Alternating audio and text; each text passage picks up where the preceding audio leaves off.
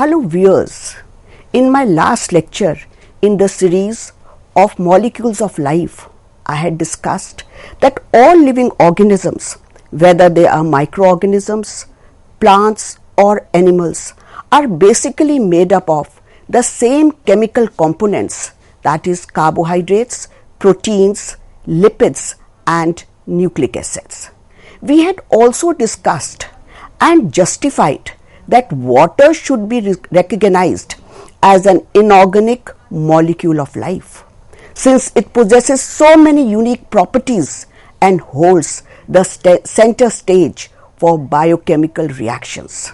In my today's lecture, I shall be starting with carbohydrates.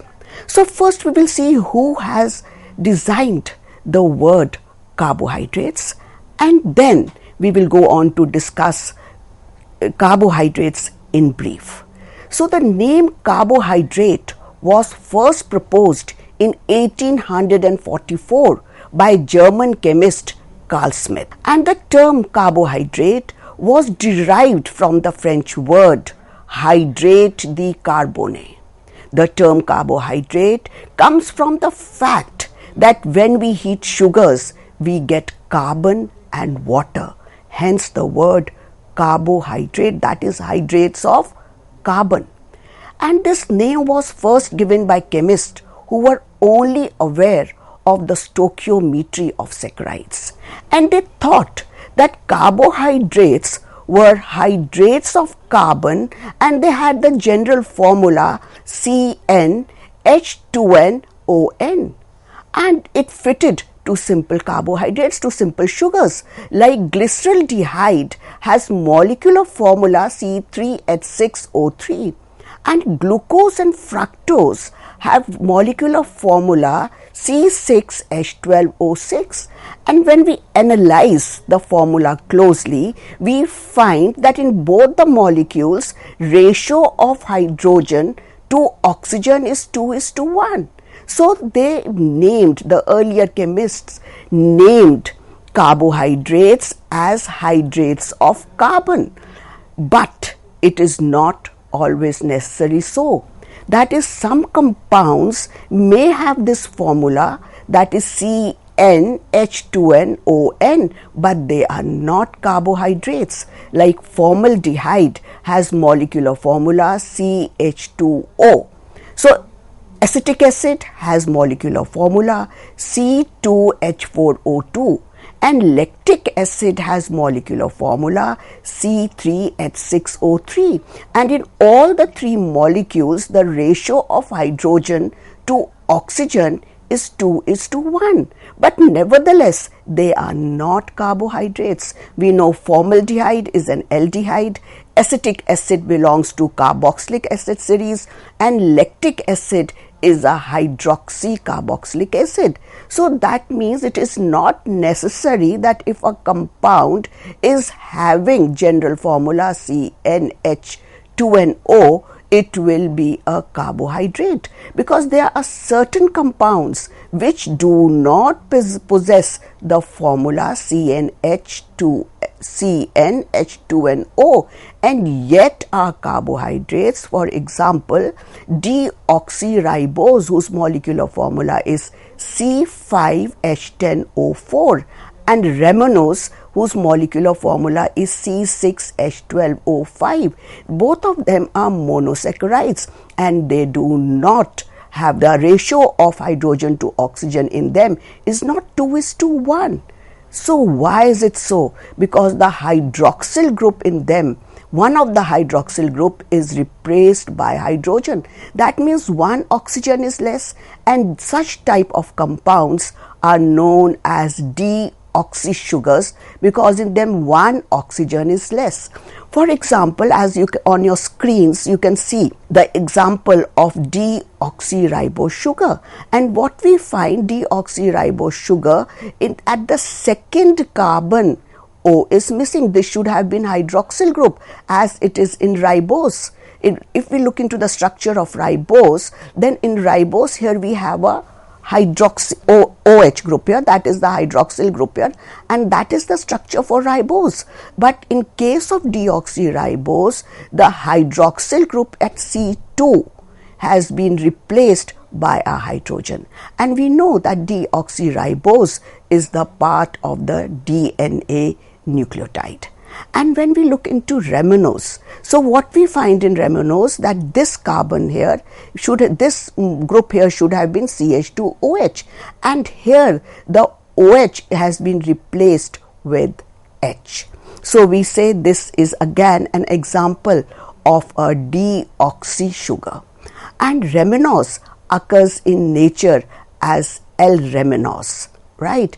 And it is used in high-end cosmetics. I shall be discussing the L and the D configurations later on, but as of now you should know that all naturally occurring carbohydrates have D configuration, and ramenose is one of the ones, a few ones which may have L configuration when they occur in nature. So we find that some molecules not only they do not conform to the formula that which is CnH2nOn, but along with that they may also have, some carbohydrates may also contain nitrogen, sulfur and phosphorus. Let us look into those molecules which have nitrogen, sulfur or phosphorus in them. So if we talk of amino sugars, and as you can see on your screens, in amino sugars, hydroxyl group of sugars is replaced by a amino group. Like I have shown the structure of glucosamine here, which is a hexose sugar, and then what we find that in this case the OH, which is on the second carbon in glucose, has been replaced by a amino group. So these carbohydrates are known as amino sugars, and we know glucosamine is present in cartilage and joints, and you have often heard your grandparents or parents saying, or even if some sports person has a sports injury, that his knees are aching. So what do we give them? Then the glucosamine supplements are given to them. The next sugar that I would like to discuss with you are the phosphorus containing sugars, and glucose 6-phosphate, which is sometimes called as Robinson ester, also is a sugar, phosphate sugar. In this, what happens is that the carbon atom, that is the hydroxyl group at the sixth carbon, undergoes phosphorylation, that is it reacts with phosphoric acid, and we get the glucose 6-phosphate. And we know glucose 6-phosphate is important in glycolysis and in photosynthesis and in Krebs cycle. So these are the sugars which are containing phosphorus in them. So now we can say that carbohydrates are chemically defined as polyhydroxyaldehydes or ketones or their derivatives and their polymers. So we say carbohydrates may consist of simple sugars which are sweet in taste, like monosaccharides and disaccharides are sweet in taste, and the sugar word is obtained from a Latin word that is saccharum. So now let us look into that what are sugars. So what are monosaccharides? The simplest unit in carbohydrates are sugars, and we can say that those are monosaccharides, and we can say that sugars are compounds that contain alcohol and carbonyl functional groups in them. And I have shown the structure of two simplest sugars, two simplest monosaccharides on your screens. First is dihydroxyacetone. This is the example of dihydroxyacetone, and which is a ketone group, which has the functional group in this is the carbonyl functional group here is the keto, and we have two hydroxyl groups here, so we call it a ketotriose because it has 3 carbons in it. And similarly, glyceraldehyde has an aldehydic group in it along with 2 hydroxyl groups. So it is known as aldotriose, and these 2 sugars are the simplest carbohydrates which occur. Now let us look into the elemental composition of human body. But before I discuss the elemental composition of human body, I would like to bring to your notice that carbohydrates comprise one of the major groups of naturally occurring biomolecules, and they are most abundant biomolecules in nature. That is, they are nearly 80%. But when we look into the composition of the human body, what we find that proteins are nearly 62%, and followed by proteins, then we have fats and minerals and water. But when we look into the composition of carbohydrates, they are forming only 1% of the human body. It is so surprising. That is, they are the most abundant in nature. That is, they are nearly 80% biomolecules in nature. But when we talk of the human body, they are only 1%. And this 1% is very, very important, because we will, as we go on and in our discussion, we'll see that they are necessary for life, and the life cannot exist without carbohydrates. Carbohydrates are involved in road signals. They are present in our DNA and RNA molecules. They are present as glycosides, glycolipids, and glycoproteins, and they are so important. So we say, even though they are 1% of the body, total body composition, they are very, very important. So if they are important, let us see how are they synthesized or how are they made.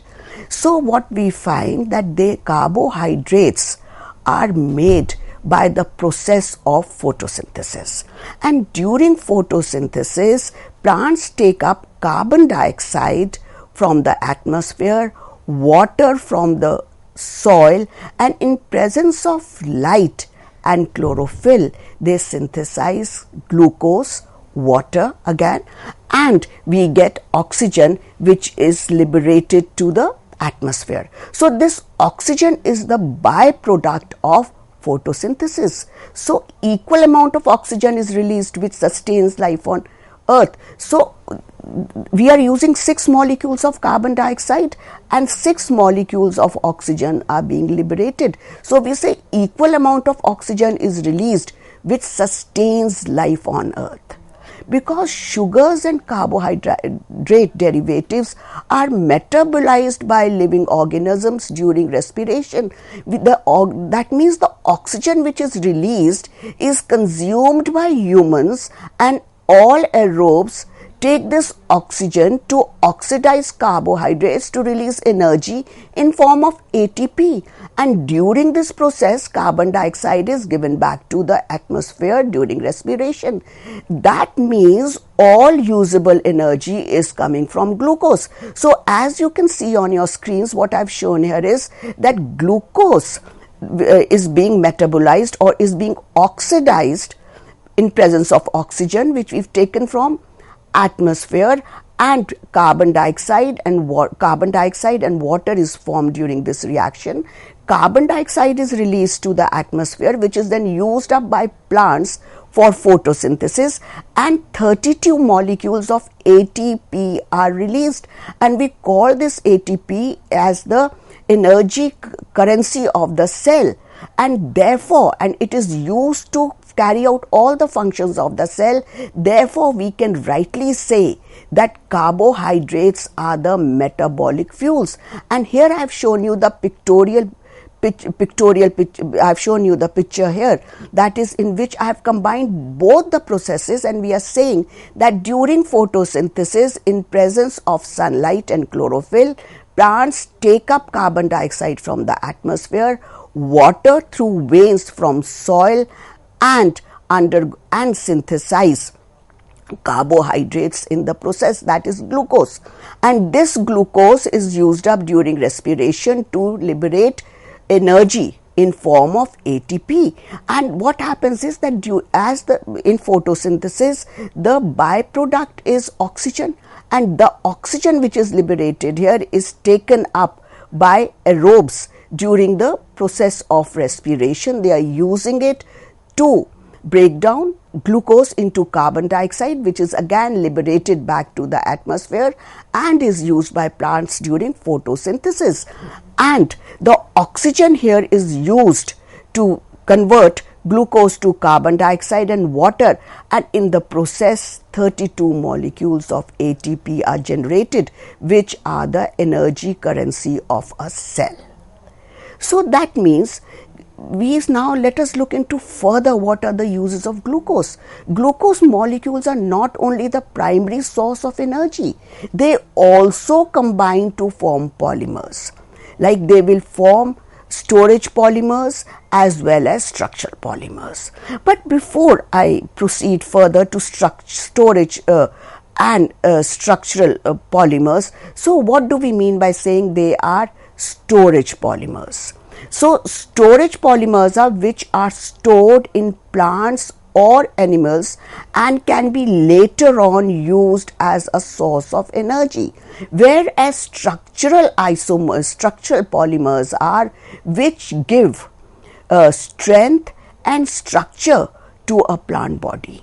So we say that when we talk of starch, let us start with the first polymer. So the Julius von Sachs, he was a German plant physiologist, and he demonstrated that starch was the first visible product of photosynthesis. And we also know that starch is a polymer of D-glucose. So if what is happening, that the glucose is used up to prepare or to generate energy during respiration. And what happens is, now if some excess of glucose is left, it is stored in plants in form of starch. The next storage carbohydrate is glycogen. And glycogen is the main carbohydrate in animals, and it is stored in liver and muscles. It is also a polymer of D-glucose. In 1856, liver glycogen, the animal storage form of carbohydrate, was discovered by French physiologist Claude Bernard. He showed that the glucose molecules are stored in form of glycogen in liver. And now we have to talk of the structural polymer. So when we talk of a structural polymer, the structural polymer is cellulose. So it forms the structural basis of cell walls in plants. And you have to remember that cellulose is the most abundant single carbohydrate present on earth, and it is the main component of wood, and it provides mechanical support to trees. So just imagine, cellulose is so strong that it is giving strength. It is holding a tall trees without any concrete. So it gives mechanical support to a plant. And please remember that cellulose we cannot digest cellulose. Human beings cannot digest cellulose. The discovery of cellulose was made by French chemist Payen in 1838. And we find that in nature, as I have said, that cellulose is found as fibers, and it is also made up of several molecules of glucose. So when we talk of woody plants, what we find that in woods and plants, the fibers create a network in which the fibers are attached to each other by mechanical forces and hydrogen bonds. And these are so strong that they can hold very, very long trees without any concrete. So just imagine that we do not have any foundation, but still this cellulose is so strong that it is holding world's tallest trees absolutely straight. And then what we find that, but before I proceed further, just imagine, as I've said, that cellulose is the most abundant carbohydrate, and I also said that humans cannot digest it. Now ask yourselves a question: if cellulose was digested, what would be the scope of food security? We will discuss this question little later on. Now let us go on to pectins. Pectins are also constituents of plant cell, of the plant cell wall. They are structural polysaccharides which are present in middle lamella and cell walls of terrestrial plants. So they will, cellulose gives strength to the plant.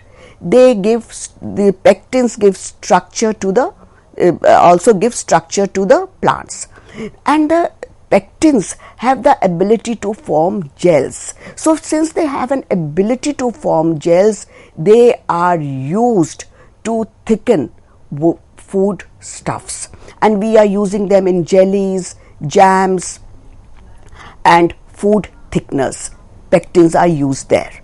Now we go on to the next carbohydrates. It is not carbohydrates that we can even have we can have non-carbohydrate organic molecules also. And what we find when we talk of a non-carbohydrate organic molecules, what we find here that the sugar molecules are conjugated with non-sugar molecules, and in this case glycosidic linkage is involved, and these glycosides are present in plants and they have important medicinal values.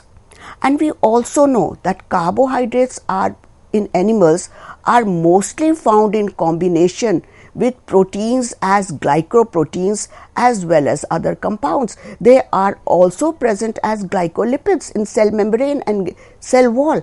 And when we talk of glycoproteins, in glycoproteins, the oligosaccharide is attached to the amino acid of the protein with a covalent bonds, and we say the blood groups, ABO blood groups, are part of glycoproteins, which I'll be discussing very shortly.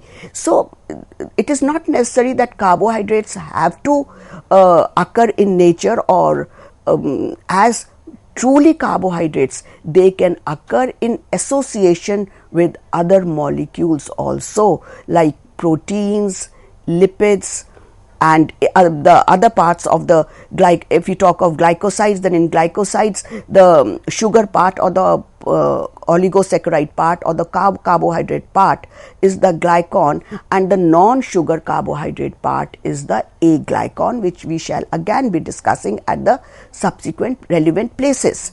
So now when we, as I said, that carbohydrates have various uses, and I've already said that they occur as glycoproteins. So let us look at the one function of carbohydrates where they are occurring as glycoproteins. And we know that carbohydrates are often found on the surface of the cells, where they act as road signs, allowing molecules to distinguish one cell from another. So this helps in cell recognition. So let us look into one very important, that is the carbohydrates are acting as ABO blood markers, and these ABO blood markers are found on the red blood cells, and these are made up of carbohydrates. They allow us to distinguish a body's blood type from a foreign blood type by antigen antibody reaction. So that means any type of blood cannot be transfused into another. So we say that carbohydrates play an important role in antigen antibody relationship, and carbohydrates antigens on the surface of the carbohydrates are antigens on the surface of the red blood cells. So it is the type of the oligosaccharides present on the surface of the red blood cells which determines a person's blood type. So if only the O type of antigen is present, the blood type is O. And if only antigen A or B is present, we say that the blood type is A or B respectively. If both A and B antigens are present, the blood type is AB. Now the A and B antigens differ only in a side chain on the terminal sugar. As you can see on your screens, here I have shown the structure of 3 antigens, that is antigen O, antigen A and antigen B. And the antigen B only differs, antigen A and B only differ in these sugars which are present here. And in antigen A, what we find is that is here the sugar is N-galactosamine, whereas in antigen B the sugar is galactose. So just by differing these 2 sugars, their behavior is entirely different. It shows how they will react with antibodies. So this is the last slide which I'll be discussing here, that is the antigen antibody interaction. That is, if a blood cell on the RBCs, it has an antigen A, and in the plasma, blood serum will have an anti-B, and these antibodies occur in Y shape, and they are proteins. So these are proteins here, these are, and what we find here is, now if supposing a person is given blood group B, a transfused blood group B, this B will react with the antigen on the RBC which is A, and it will bring about coagulation. So a person having blood group A can only be transfused with blood group A and O. Similarly, in case of blood group B, we find that it has anti-A, so this can only be given blood group B and O. Whereas when we talk of in blood group O, we say O is a universal donor because it can be given to all the blood groups, people having all types of blood groups, that is A, B or AB. Whereas AB is a universal acceptor because it does not have any antibody in it. And so what we can now say, we've seen here that carbohydrates play a very important role in biological systems also. And I had referred to these books and you can also refer to them. Thank you.